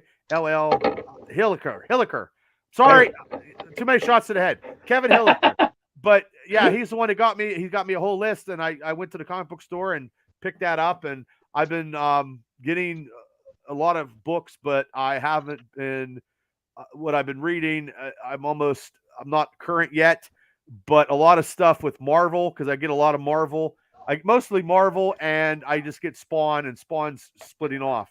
They're rehashing a lot of stuff and revamping a lot of stuff. So they go from a certain, like Amazing Spider-Man from 1, I think 90, and I think they're going to rehash that. Right now they got Ben Reilly as Spider-Man. It's a corporate kind of storyline. So it's very interesting. But also too, I got the first issue of Iron Fist, which now he's Asian. He's not Danny Rand, and I haven't read it yet. So if you guys are listening, you guys want to read some comic books, just go.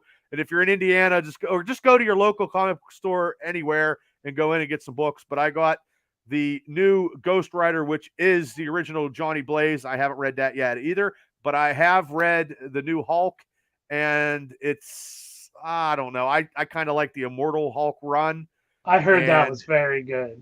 That was getting a lot of praise. Yeah, very good for a whole storyline for the whole from 1 to 50. That was the whole story the whole way through, with the open door or the green door of his dad and leader and all that stuff. And it was more horror. Like, he looked grotesque, and Rick Jones looked grotesque. And what did Rick Jones look like? Was it an he was bad. Still?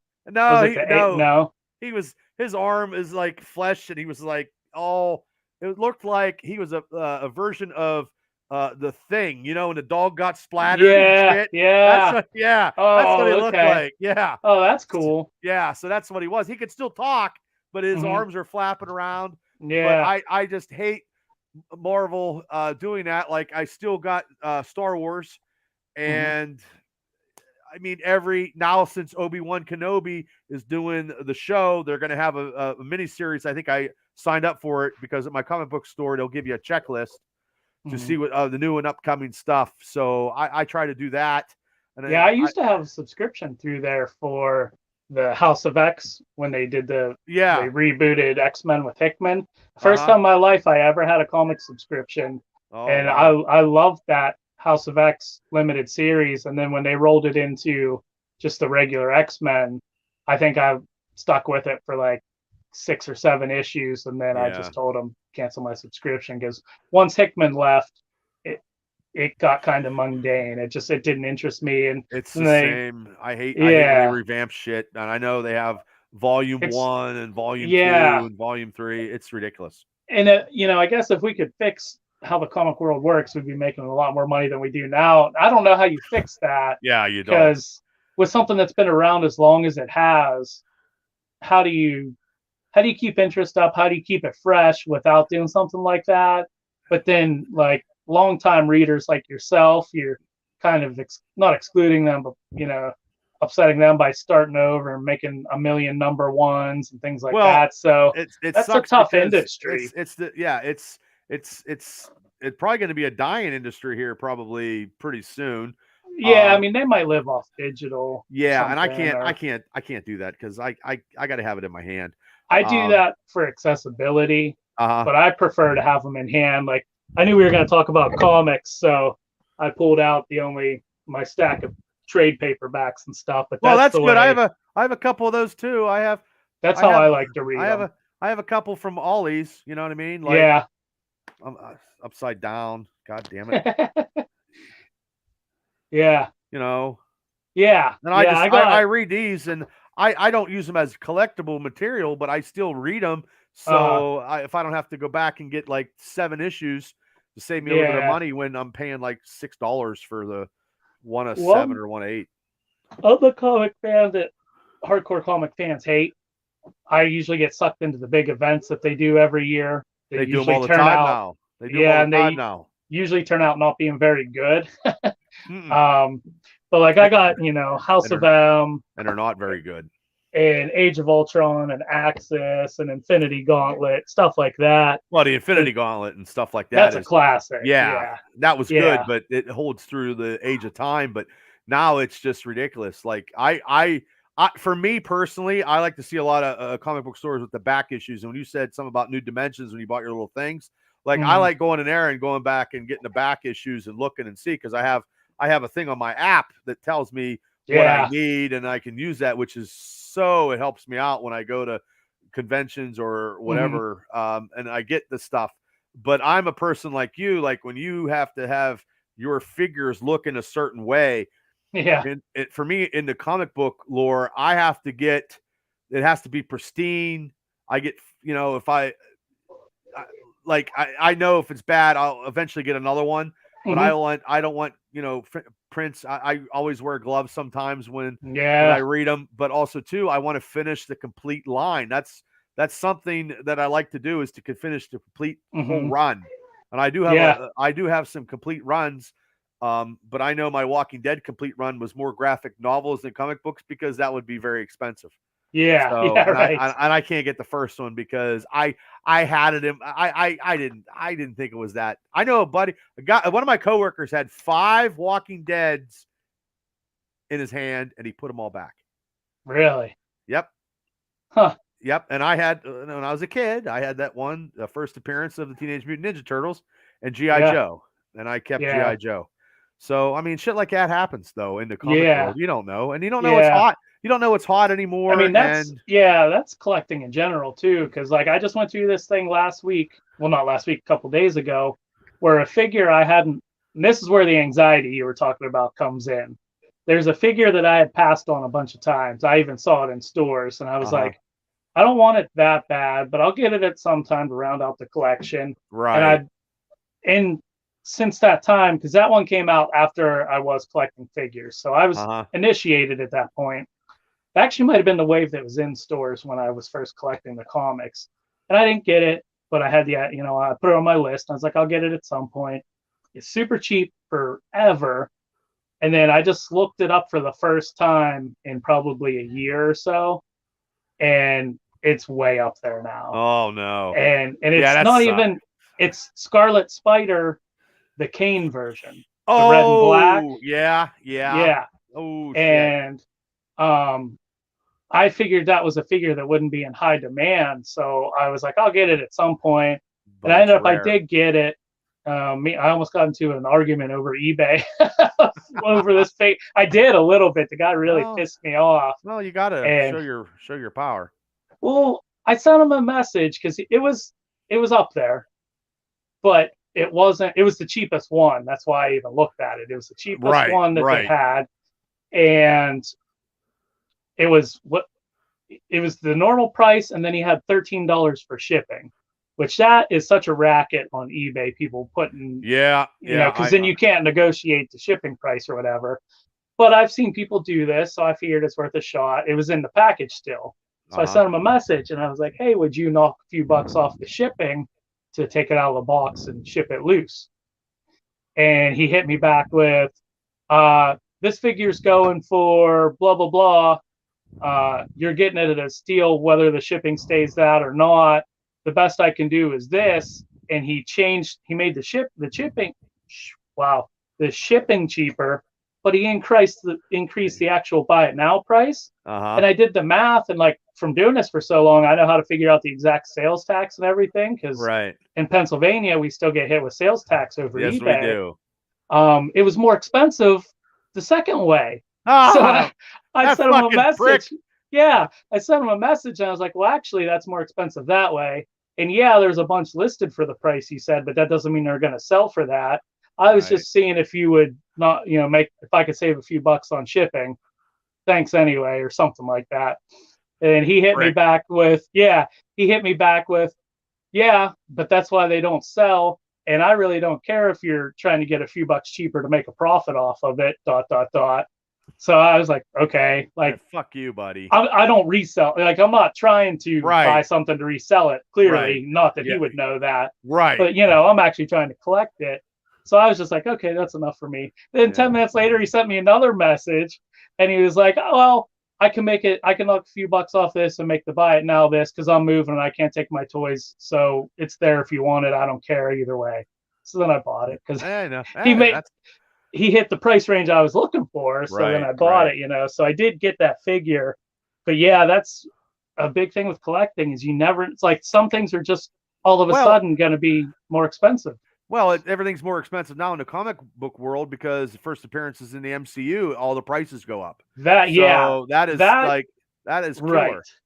That happens with the comic figures too. Like that one, you can kind of use that as a guide. Yeah. Like, the Moon Knight figures. Yeah. Like, they're through the roof. Yes, Black Knight is starting to climb up there because of the Eternals. Yeah. Just different ones when they hit that movie screen, even though it's a different medium, they're going up. So you can forecast that a little bit. But like that Scarlet Spider figure being that expensive, that blew my mind. I would have never guessed that. Right. So you got random stuff like that. Yeah, and in the comic book, he's not worth diddly. Yeah, you know what I mean? It's not worth diddly. No. So I mean, it just I don't know. Like I just try to. I'd like to get more graded stuff, but also too now I would like to go to more. I would like to go to more conventions and do stuff, but that gets expensive. But I know not to.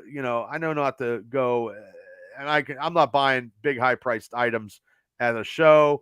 But if I go on eBay and try to get some stuff, and I'm trying to fill some slots, like, work my Amazing Spider-Man down to if I can get from 140 and up, because it's the first volume was 1 to 441. So I'm never getting 1.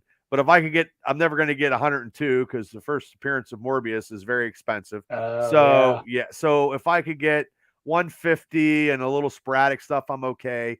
Like I can get like Captain America is obtainable if you can do it right.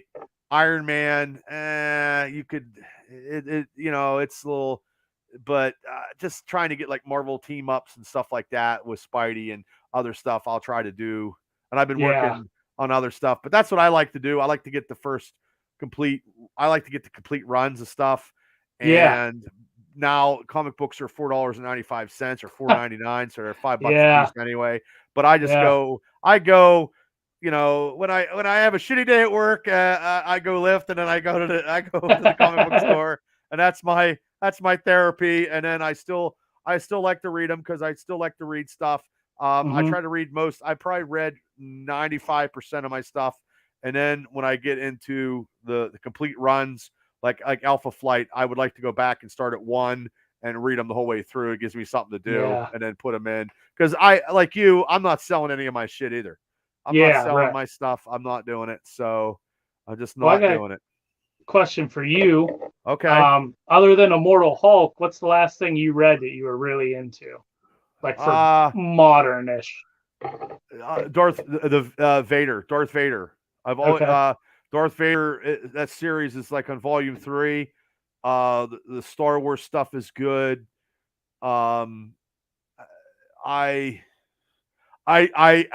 found the Death of Doc Strange at Walmart. I couldn't because I didn't get it at my comic book store because sometimes they have a pack where Strange gets killed. Number 1. Yeah. I got that one, but I'm missing 2. I'll probably get that at a convention. And I did get I think I got 3, 4, and 5. I don't have the complete series. Okay. So, like for me, they've been doing a limited series on Maestro, where he shows how he became into power and how he killed everybody and was a badass. Now I like that shit. Anything Hulk, that's good. It's like the 3rd run. They did like 1 of 5. They did Warren Pax and shit like that. And then now he's beating the shit out of Doom and Submariner or something. And it's been a while. But as the older you get, you try to. I'm like, I just read it and I can't fucking remember. Are you kidding me? I do that. Like I read. What did I go? X-Men versus Avengers versus X-Men from like 2012 or whatever. I read that whole. I got it as a trade paperback. I read the whole thing in like a couple weeks, I think. So I'm a very slow reader, even at comics that are essentially picture books. I'm slow. I'll doze off. Like I'm really bad at when I come home from work. If I sit down, if I'm not being active, I'm gonna fall asleep. So even holding this book in front of me, I'll start to doze off, and I hate it. Anyway, so I think it took me like 2 weeks to get through it or whatever. And then it was like a week later, I didn't remember most of it. Well, and I can remember of it now, I can't. I can remember stories from the Avengers when Hank Pym, fought off the whole Masters of Evil by himself, and that storyline is fucking entrenched in my head. It's like there's something when you're younger, it just sticks more. Yeah, and G.I. Joe storylines, like I've had whole series, Snake Eyes, and stuff, and just I don't know. It's just I've been doing it all my life. I ain't changing my fucking hobbies now. Everybody, they could kiss my ass. You know what I mean? Yeah. Like everything we talk about is stuff we like anyway, and that's why we do. That's why we do this stuff. But that's why tonight I wanted to ask you questions on some figure stuff to do stuff a little different. Since there was just the 2 of us, and I thought I learned a lot about of your history on how you got into collecting figures and stuff. So I feel bad that it was more about me than both of us. No, of course we could go 3 more hours if we want. Everybody. When he comes back, he's like, "What the fuck? I'm never going on vacation again. I let you guys fucking. It's a triple B experience, but I fucking time you guys. You guys just yeah." But no, I don't mind. I like to learn stuff. So that's fine by me. The last comic run that I read that I was invested in after, because I really, like I said a little bit ago, I really like that House of X. That was very good. I would recommend that, actually, if you haven't read it. I would recommend that. I think I have it, but I think I must have been, there's some delays in my collection and spots that I don't know what the hell happened. And that's, they were doing this, it was 2 series at the same time, but they took place in different timelines or whatever. Oh, no. Oh, I'm having an Oh, avalanche. Oh no, your fingers. Your fingers are Yeah. attacking you. Um, Holy shit. but they had the House of X and they had Powers of X at the same time. And then both comics were like jumping through a bunch of timelines and stuff. Yeah. Well, but I don't know. I even missed the first appearance of Venom when I was a kid. I don't know what happened. And I used to buy comics all the time. I don't know. Shit happens. Must have had beer money or something. Yeah. After that House of X, I start. Oh my god. Oh man. Holy heck, you got a ghost, brother. It's from when I grabbed that Captain America figure because they're all propped up on each other. But it's like an avalanche of figures. Yeah. They're attacking you like small soldiers. I might be bumping it too, and I can't feel it. Small soldiers are fucking attacking you, tying you up. Well, dude, we've been up on this shelf. We've been up on this shelf too long. We're taking them down. I'd never stand a chance. Oh my god. No, you got 6,000 fucking figures there. Yeah. Yeah. But what's his Donny Cates? He did the Venom run a little bit ago. Yes, he did. He started a Thor run 2 years ago. Awesome. That I was really into it, and then it got delayed because of COVID.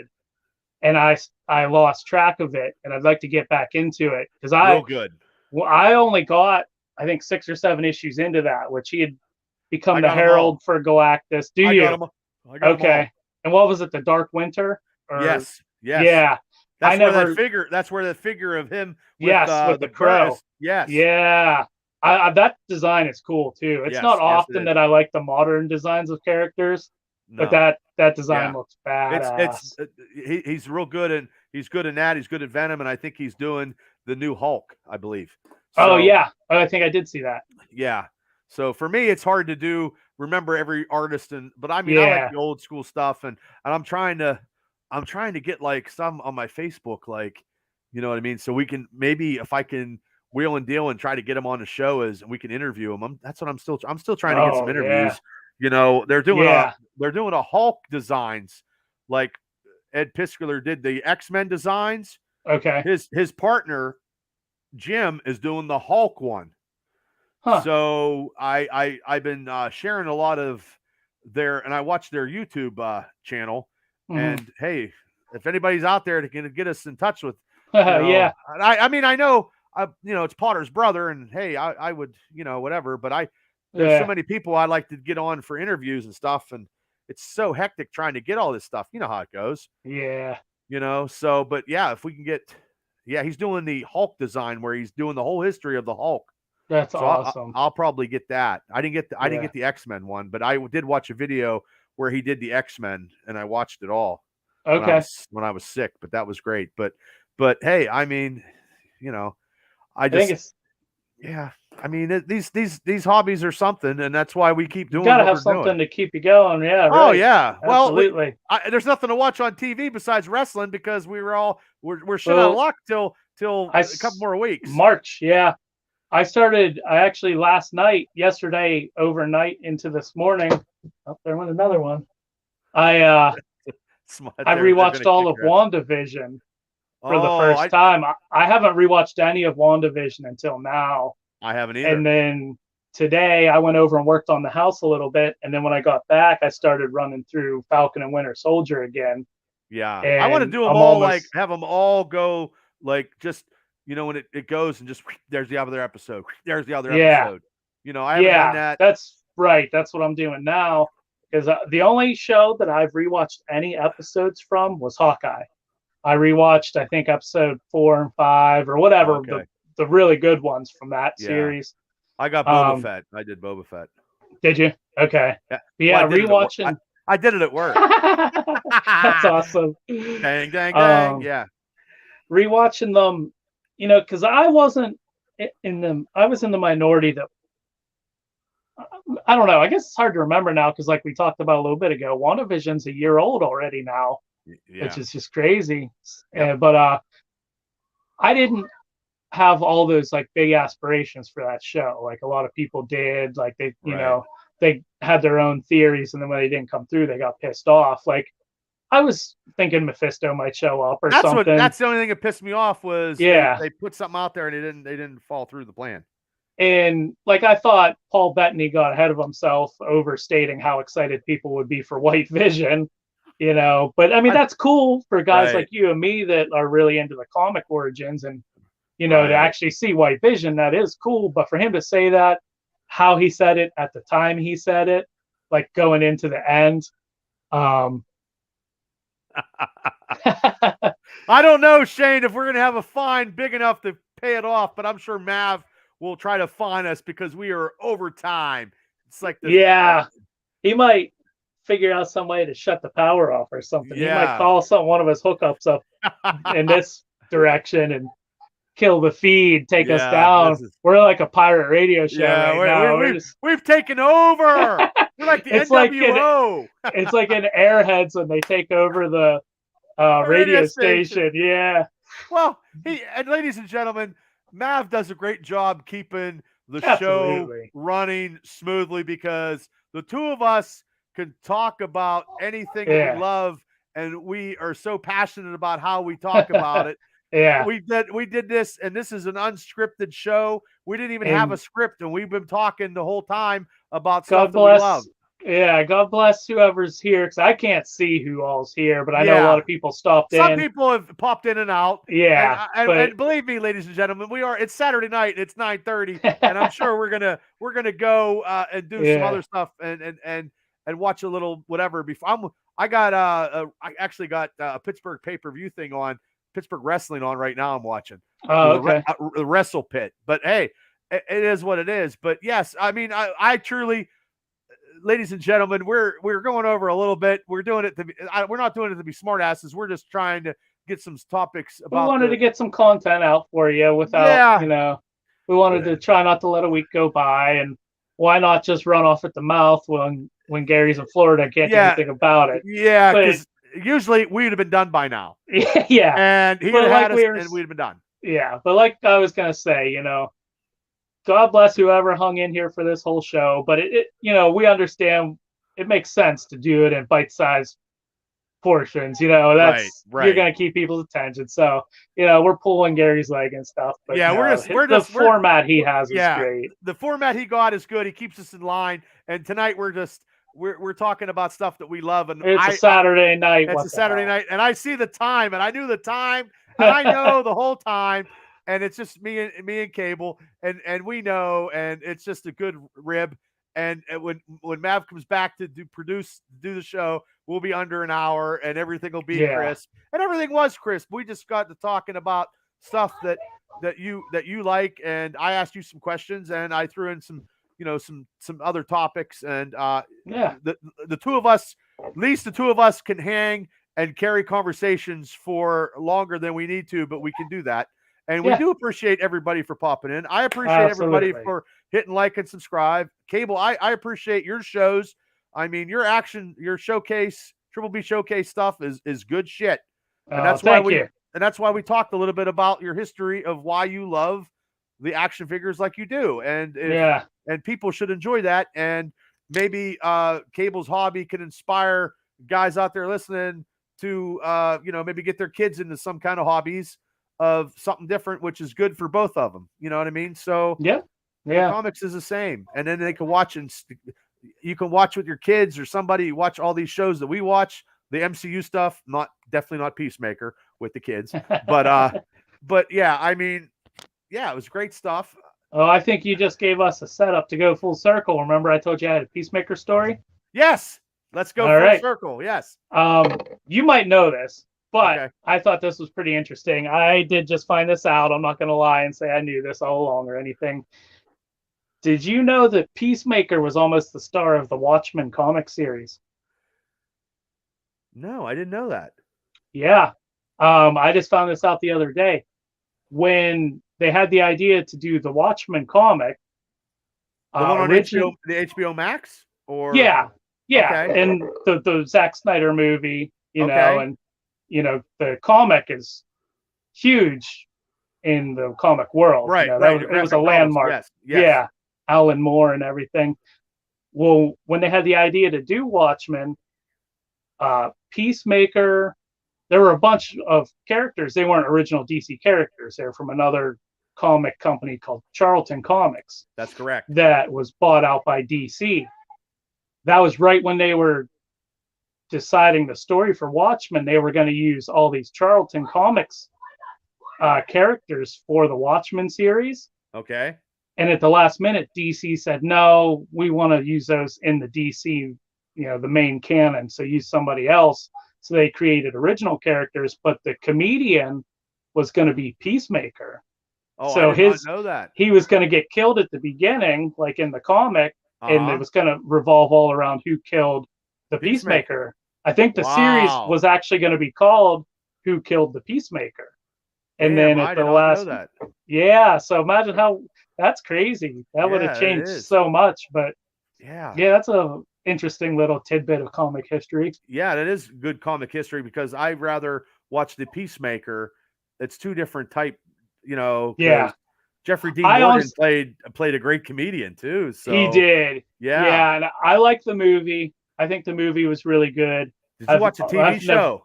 Yeah, the TV show. I loved the TV show. TV show was brutal. It was, yeah. But I thought it was very good. I wish they would do another season of it. I don't think they're going to. I don't think they are either. He didn't want to. But I never read the graphic novel. I never did either. From what I understand, it's kind of a dry read, but it's a very good read. But I mean, it's like this thick, like and then there's a lot of stuff that goes into why they laud it, like just the symmetry of the book, like so many things about it that aren't even story elements. Right. Well, when you got Richard Nixon as president, you're in trouble. For 4 terms. But no, I did not know that. That's wow. I learned something new today. Yeah, that's a pretty cool story. Yeah, that is. Yeah, I thought you were going to tell me that James Gunn and the actress were getting married, and I already knew that. Oh yeah, no. Yeah, and they want John Cena. Cena wants to be an ordained minister and wants to do the ceremony. Oh really? Yeah. See, I love John Cena now. He's all as long as he's on the wrestling ring, I'm good. But if he is in a wrestling ring with a Peacemaker outfit, that would be better. That would be better. But absolutely. Hey, I'm gonna say thanks everybody for this hour and 51 minutes of total debauchery, unadulterated man-child talk. Yeah, an unscripted episode 20. I don't know if we'll burn this because it's an hour and 52 minutes. So Mav will get it while you can. Yeah, it might get pulled off the channel in a week or two. Maybe. But I do want to thank everybody hitting like and subscribe. We have a whole bunch of stuff on social media. Cable's in charge of the Twitter account. Mav is Instagram. And me and Mav are the Facebook. We have 850 likes on Facebook. We have 125 subscribers on YouTube. So I don't know what you people are doing who's on my Facebook. I got 2,000 people. I know it's hard to subscribe, but please do hit like, hit share. We try to be as entertaining as we can. Isn't that right, Cable? Absolutely. We try to put out a whole variety of content. Whether it's good or not, you be the judge, but we try. We sure try. We do. And it's Saturday night, and Saturday night's all right for partying. I'm Bad Bubba. Yeah, or fighting. Yeah. I'm Bad Bubba Brewer. I'm Cable. And you are listening to Unscripted without super producer Gary DeBar, who's going to kick our ass once he sees this time limit. We're over a time limit, but I want to thank everybody for tuning in, and everybody have a great night. And we'll be back probably sometime this week. It might be the two of us again, but we won't do it so long. Or How we about will. that? Or we will. Maybe we'll go longer. Thanks, everybody. Have a great night. A better tomorrow. Later.